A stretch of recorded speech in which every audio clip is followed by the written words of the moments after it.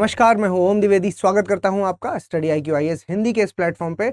और आज जो टॉपिक मैं आपके साथ डिस्कस करने वाला हूं वो है इंडिया जस्टिस रिपोर्ट 2022। ठीक है, क्योंकि अभी हाल ही में जो रिपोर्ट आई है उसके बारे में मैं चर्चा करूंगा। और न्यूज़ क्या है, आप पहले आर्टिकल देख लीजिए। तो आर्टिकल की आप बात करें तो इंडिया जस्टिस रिपोर्ट 2022, जज वैकेंसीज रिमेन एंडेमिक। देखो, सबसे बड़ी जो समस्या है वो है जजों की स्ट्रेंथ की। ठीक है, कि जितनी स्ट्रेंथ डिस्ट्रिक्ट कोर्ट में आप कहें या हाई कोर्ट्स में आप कहें, तो किसी भी कोर्ट की, मतलब मैं ओवरऑल किसी एक कोर्ट की बात नहीं करूं, अगर पूरे भारत की आप कोर्ट्स की बात करें तो उन कोर्ट्स में जितनी स्ट्रेंथ होनी चाहिए उतनी स्ट्रेंथ नहीं है। ये रिपोर्ट है जो वो उस पर फोकस करती है। और क्योंकि उतनी स्ट्रेंथ नहीं है तो प्रॉब्लम क्या आएगी कि जो भी आपके केसेस हैं उनका निपटान उस दर से नहीं हो पा रहा जिस दर से होना चाहिए। जितने केस आ रहे हैं और जितने केस रिजॉल्व हो रहे हैं उनमें बहुत ज़्यादा डिफरेंस है। तो जो रिपोर्ट है ये 3 जगहों पर आपका ध्यान है जो वो केंद्रित करेगी। एक आपका फंक्शनिंग के ऊपर, कि जजों का जो फंक्शनिंग वाला मामला है ना, फंक्शनिंग से मेरा कहने का मतलब है कि काम हो रहा है या नहीं हो रहा है, किस रेट से हो रहा है, किस क्वालिटी का हो रहा है। तो एक तो उनकी फंक्शनिंग पर क्वेश्चन मार्क उठा रहा है। ठीक है, दूसरा है जो वो स्ट्रेंथ। ठीक है, इसकी स्ट्रेंथ मतलब इसकी जितने लोग होने चाहिए थे उतने नहीं हैं, कम है, जिसकी वजह से जो निपटान है आपके केसेस का वो कम हो रहा है।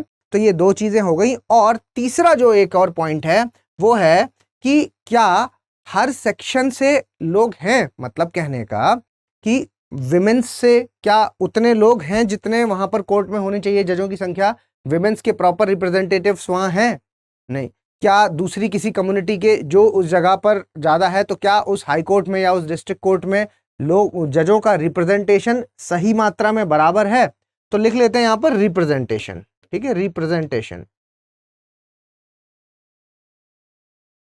ठीक है, मतलब इन 3 जो बिंदु हैं उन पर यह बात करता है। एक, कि क्या सुचारू ढंग से चीजें चल रही हैं, जैसी चाहिए थी, जैसी होना चाहिए था, क्वालिटी क्या वैसी मिल रही है।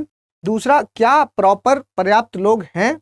और तीसरा, कि क्या सभी सेक्शन से, सोसाइटी के जितने भी तबके हैं उन सभी तबकों से रिप्रेजेंटेटिव्स वहां मौजूद हैं, ताकि जैसे महिलाओं की अगर बात करें, मेनली ये जो रिपोर्ट है ये महिला वाले पार्ट में भी फोकस करती है ना, महिला वाले पार्ट पर फोकस करती है और अपनी बात बताती है कि जितने लोग होने चाहिए थे उतने लोग वहां पर नहीं है। अगर महिलाओं की ये बात करती है तो एग्जाम्पल के तौर पे सबसे हाईएस्ट है जो, तो हाईएस्ट के मामले में ये सिक्किम को बताते हैं कि सिक्किम में जो महिला का प्रतिशत है वो कितना है, वो है 33%। ठीक है, 33% है, क्योंकि वहां पर जो रिक्वायरमेंट है टोटल नंबर ऑफ जजेस की वो कितनी होनी चाहिए, 3। तो मतलब कहने का 1 महिला होगी, है ना, तभी तो 33% हुआ। तो परसेंटेज के हिसाब से तो वहां जा रहा है, तो ये सबसे मैक्सिमम है। ठीक है, तो इन सारी चीजों पर आज हम चर्चा करेंगे कि क्या है बेसिकली इंडिया जस्टिस रिपोर्ट, किस बात पे फोकस करती है ये, और क्या आंकड़े हैं जो इस रिपोर्ट में बताए गए हैं। ठीक है, ये सारी चीजें आज आपको, थोड़े से पॉइंट्स हैं जो वो लिखने भी होंगे क्योंकि वो फैक्ट्स हैं और आंकड़े हैं, तो वो आप अगर लिख लेंगे तो बेहतर होगा। चलिए शुरू करते हैं अपना आज का वीडियो। और वीडियो को शुरू करने से पहले मैं आपको एक इंपॉर्टेंट इन्फॉर्मेशन जो कि हमारे लाइफ फाउंडेशन बैच 3 से संबंधित है। देखिए, आपको पता है कि 3 अप्रैल से हमारा life foundation batch Hindi medium का स्टार्ट हो गया है। ठीक है, तो अगर आप इसमें एडमिशन लेना चाहते हैं तो जल्द से जल्द इसमें एडमिशन लीजिए, क्योंकि ये जो टाइम है ये सही टाइम है। और इसमें अगर आप मेरा कोड OMLIVE यूज कर लेंगे तो फीस में भी आपको 18,999 का में ये कोर्स मिल जाएगा। मतलब वैसे जो कोर्स है वो है 30,500 का, लेकिन अगर आप OMLIVE कोड यूज करते हैं तो 18,999 का कोर्स आप परचेस कर सकते हैं। ठीक है, चलिए शुरू करते हैं। आज का जो हमारा वीडियो है उसमें सबसे पहला मैंने आपको पृष्ठभूमि थोड़ी सी बता ही दी है। अब खबरों में क्यों है ये, कि क्योंकि अभी हाल ही में इंडिया जस्टिस रिपोर्ट 2022 है जो वो जारी की गई है, और ये 2019-20 के बाद तीसरी रिपोर्ट है। 21 में रिपोर्ट नहीं आई थी। ठीक है, तो 22 में, जो 20 के बाद अभी सीधे ये 22 में आई है, तो ये इसका इस वजह से खबरों में है।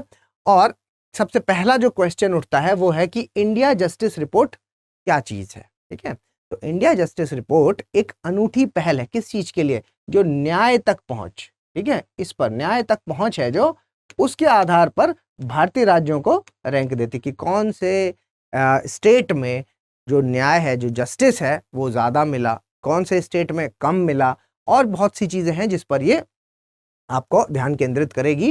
लेकिन जो मेनली कि ये किस लिए आती है, तो न्याय तक पहुंच है ना, रीच, जो आपकी जस्टिस तक जो रीच है वो किस लेवल पर है, उसके बारे में रैंकिंग करती है। ठीक है, और ये किन सब ने मिलकर किया है, तो देखिए इनकी एक पहल है centre for social justice, common cause, Commonwealth human rights initiative, Daksh, Vidhi centre for legal policy और Tata institute of social sciences, इन सब की जो है वो एक ये पहल है। ठीक, तो ये कोई एक गवर्नमेंट का इनिशिएटिव नहीं, आप कह सकते हैं कि ये इतनी सारी जो एजेंसीज हैं मिल करके इस रिपोर्ट को जारी करती हैं। और 2017 में सभी संस्थान एक साथ आए थे, और उसके बाद 2019 से इन्होंने, जैसा कि आपने अभी देखा कि 19 में दी, फिर 20 में दी, 17 में आए, और ये डिसाइड किया गया कि भाई इस चीज पर कि कौन सा स्टेट है जिसकी रैंक हाई है, किसकी कम है, इस पर ये डिसीजन हुआ। और फिर फाइनली 2019 से इन्होंने अपनी रिपोर्ट है जो वो उसको प्रकाशित करना शुरू कर दिया। ठीक है, तो अब मैं कुछ आंकड़ों की अगर बात करूं तो इंडिया जस्टिस रिपोर्ट 2022 है जो, उसमें 18 बड़े और 7 छोटे राज्य, मतलब बड़े राज्य जैसे ही मैंने कहा तो इसका मतलब हुआ कि 1 करोड़ से अधिक जिनकी आबादी है, मैं उनकी बात कर रहा हूं, और छोटे राज्य मैंने जिनका जैसे ही कहा तो 1 करोड़ से कम आबादी वाले हैं, जो उनको अलग अलग बांट देता है और फिर उनकी रैंकिंग करता है कि छोटे राज्यों में ये टॉप है, बड़े राज्यों में ये टॉप है। ठीक है, और उसके जो बेसिस हैं, ठीक है, कि किन किन आधार हैं जो उसके, कि किन किन आधारों पर ये रैंकिंग करता है, वो ये है कि बजट, मानव संसाधन, बुनियादी ढांचा, कार्यभार, पुलिस, न्यायपालिका, जेल, कानूनी सहायता में विविधता, ये सारे हैं जो ये आधार हैं जिन पर वो देखता है कि किस किस स्टेट को ये सारी चीजें हैं जो वो उपलब्ध है, और किसका कैसा रवैया है, और किसको फाइनली है जो वो न्याय दिलाने में सक्षम है। तो इन सारे आधारों पर मिला करके वो रिपोर्ट दर्ज करता है। और इस बार उन्होंने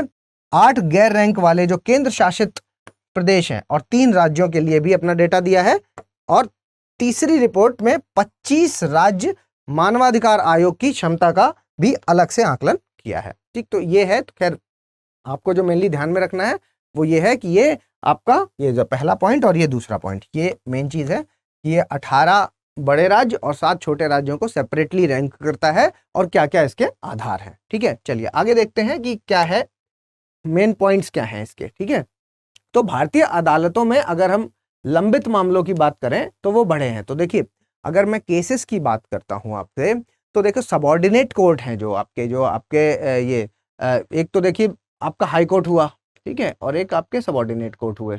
तो हाई कोर्ट और सबऑर्डिनेट कोर्ट में कितनी स्ट्रेंथ होनी चाहिए थी, अगर मैं स्ट्रेंथ की बात करूं तो सबऑर्डिनेट कोर्ट में आपके 24,000 कितनी 24,631, ठीक है, 24,631 होनी चाहिए थी अधीनस्थ न्याय अदालतों में, लेकिन हैं कितने लोग काम करने वाले, 19,228 न्यायाधीश हैं जो अभी काम कर रहे हैं। ठीक है, वहीं अगर मैं हाई कोर्ट्स की बात करता हूं तो हाई कोर्ट्स में देखिए 1108 स्ट्रेंथ होनी चाहिए थी, और काम कितने कर रहे हैं, 778, ठीक है, 778। ठीक है, तो 778 न्यायाधीश हैं जो इस पे काम कर रहे हैं, होनी चाहिए थी 1108। तो आप ये डिफरेंस देख पा रहे हैं कि स्ट्रेंथ की जो भारी कमी है जो पाई जा रही है, जिसकी वजह से जो ये जो मैंने बताया कि लंबित है मामले बड़ी मात्रा में, उसका कारण क्या है, लंबित होने का कारण ही यही है कि भाई जब कम लोग काम करेंगे तो जितने मामले हैं वो उन पर बोझ बनता जाएगा। तो इससे 2 चीजें होंगी, एक एफिशिएंसी पर कमी आएगी, ठीक है, मतलब कि क्वालिटी है जो गुणवत्ता है वो आपको कम देखने को मिलेगी, और दूसरी मात्रा, ठीक है, एक एफिशिएंसी और दूसरी मात्रा, मतलब कि जितने वो कर सकते थे, ठीक, उससे वो कम कर पाएंगे, क्योंकि बोझ, प्रेशर, ये सारी चीजों के चलते जो है वो, इस चीज की वजह से जो मामले हैं वो अभी भी लंबित हैं और लोग कम हैं, तो जिसकी वजह से प्रेशर है जो वो जजों पर बहुत ज्यादा रहता है। ठीक है, अगर आप पिछले 5 सालों के दरमियान ज्यादातर राज्यों में प्रति जज लंबित मामलों की संख्या में इजाफा देखने को मिला है, तो ऑब्वियस सी बात है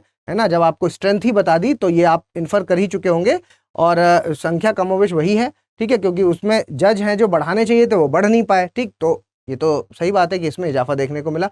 उसके बाद लंबित मामलों की संख्या में ये वाला पॉइंट आपको याद रखना है कि उत्तर प्रदेश है जो वो प्रथम पायदान पर है, जबकि त्रिपुरा है जो वो सबसे बेहतर है। ठीक है, छोटा स्टेट है त्रिपुरा, तो त्रिपुरा है जो वो सबसे बेहतर है, और ये आप याद रखिएगा, डायरेक्ट पूछा जा सकता है प्रीलिम्स में। ठीक, उत्तर प्रदेश है जो वो टॉप रैंकिंग रखता है अपनी। ठीक है, 2018 और 22 के बीच 22 राज्यों और केंद्र शासित प्रदेशों में प्रति जज केस लोड में इजाफा हुआ है। ठीक है, तो मतलब कि ये स्ट्रेंथ वाला पॉइंट अगर आप याद रखेंगे, है ना, कि 1108 होने चाहिए थे और हैं कितने 778, और वहीं यहां पर 24631 ये होने चाहिए थे और हैं 19288।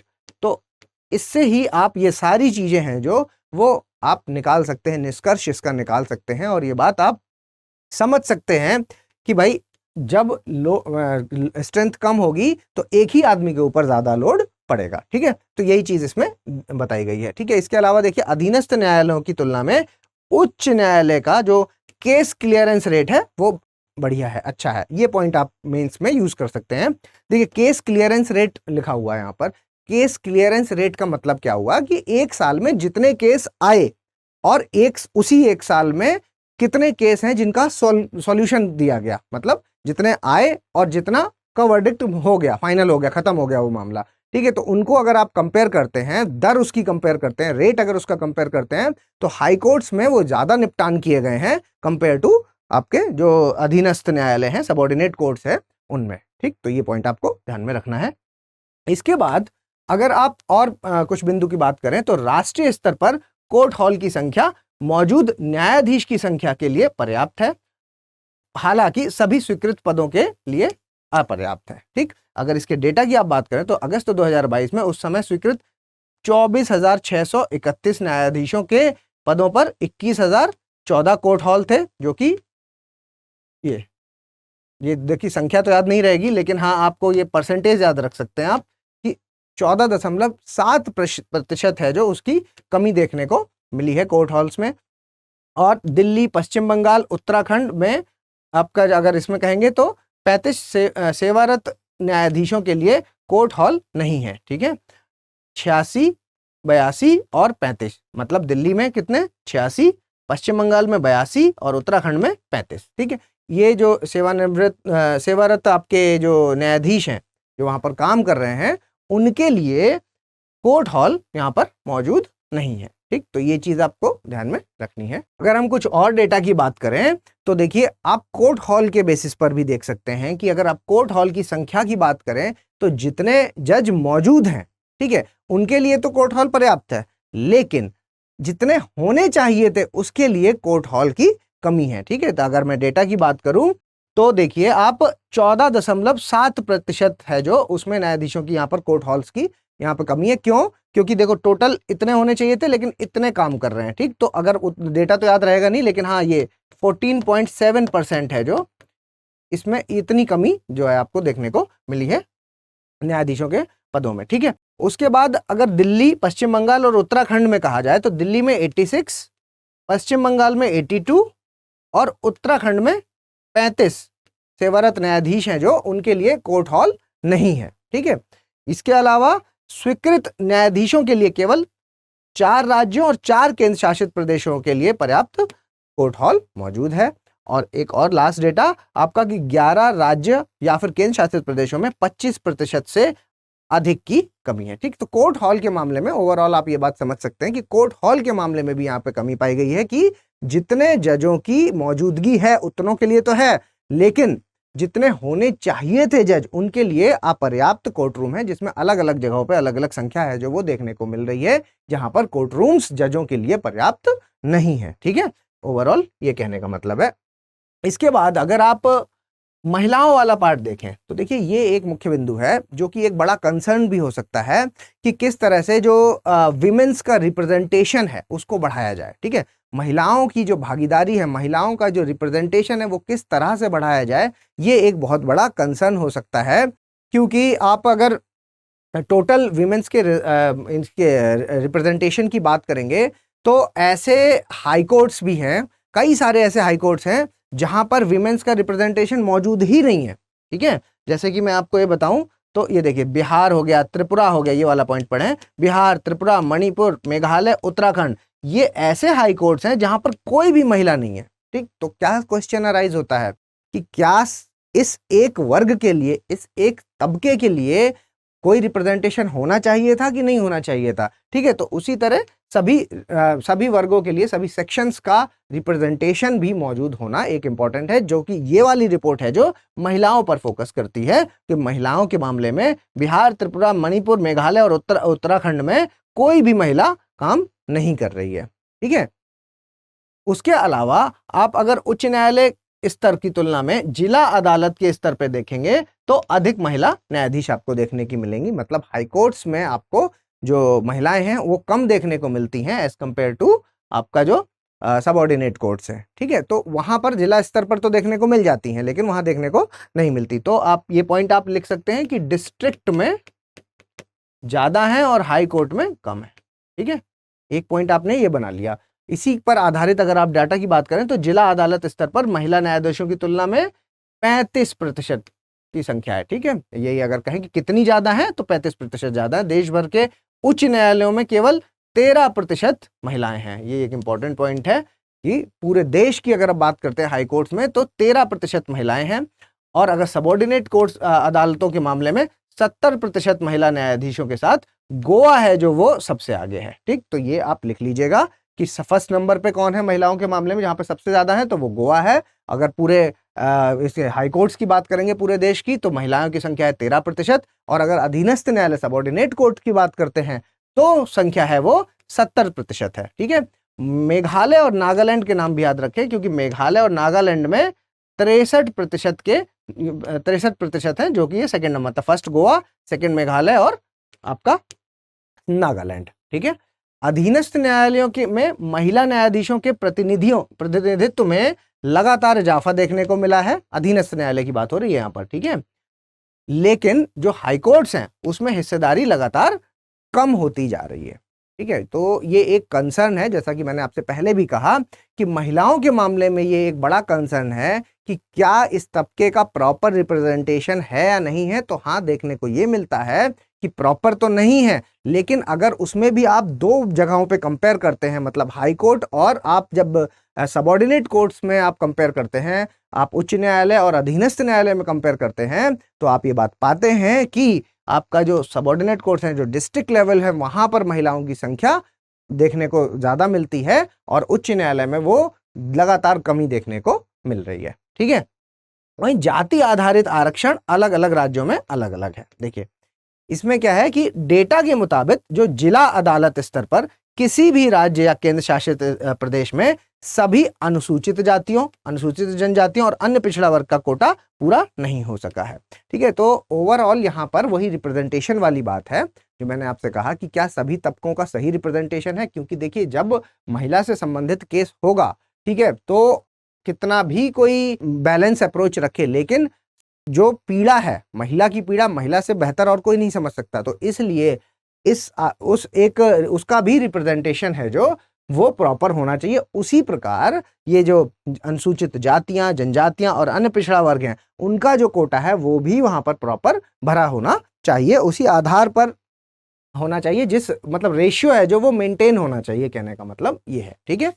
उच्च अदालतों में जाति विविधता पर राज्यवार डेटा उपलब्ध नहीं है, ठीक है। और न्याय विभाग के कार्यों, लोक शिकायत, कानून और न्याय पर संसदीय स्थायी समिति को बताया था कि 2018 से दिसंबर 2022 तक कुल कितने 537 न्यायाधीश उच्च न्यायालयों में नियुक्त हुए हैं, जिसमें से 1.3% एसटी हैं, ठीक, ये डेटा आप याद रख सकते हैं। 2.8% एससी हैं और 11% ओबीसी श्रेणी और 2.6% अल्पसंख्यक समुदाय के, ठीक। तो ये डेटा आपको लिख लेना है, ये आप यूज कर सकते हैं। ओवरऑल कहने का मतलब कि ये रिपोर्ट है जो ये फोकस कर रही है कि सभी सेक्शंस को बराबर सही तरीके से रिप्रेजेंटेशन नहीं मिला है, तो जिसमें एक सुधार की आवश्यकता है, ठीक है। मुझे लगता है कि आपको ये जो इन्फॉर्मेशन है वो पसंद आई होगी। तो अगर आपको इन्फॉर्मेशन पसंद आई है तो प्लीज लाइक, शेयर और सब्सक्राइब कर दीजिए, और अगर आप मुझे कुछ सजेशन देना चाहें तो प्लीज कमेंट बॉक्स में बताएं, या फिर आप मुझे मेल कर सकते हैं om.narayan@studiiq.com पर, या फिर आप मुझे पर्सनली टेलीग्राम पर मुझे मैसेज कर सकते हैं @omdivedi007 पर। और ओम द्विवेदी स्टडी IQ मेरा टेलीग्राम का चैनल है जिस पर आप मुझे फॉलो कर सकते हैं। जल्द ही मिलेंगे अपने अगले लेक्चर के साथ, तब तक के लिए धन्यवाद। हिंदी में यूपीएससी की तैयारी से संबंधित प्रोग्राम्स को देखने के लिए सब्सक्राइब करें स्टडी IQ IAS हिंदी।